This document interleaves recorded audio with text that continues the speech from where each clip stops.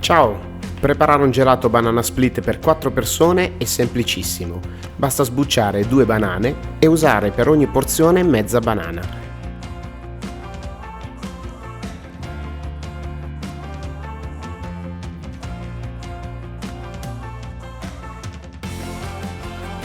Poi passi a montare ad alta velocità 250 ml di panna fresca. Tutti i segreti per non sbagliare mai a montare la panna li puoi trovare nel video consigliato alla fine di questa ricetta. Quindi porti la panna montata in una sacca poche e crei una semplicissima decorazione con un beccuccio a stella.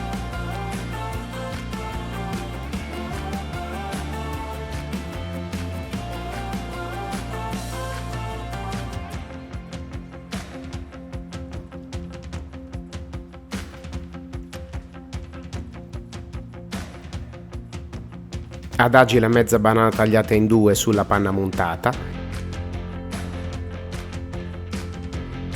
Ricavi una pallina di gelato del gusto che preferisci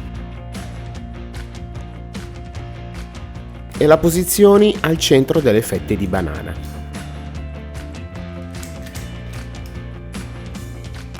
Quindi guarnisci con granella di nocciola, del topping al cioccolato e una semplice decorazione con una ciliegina sciroppata.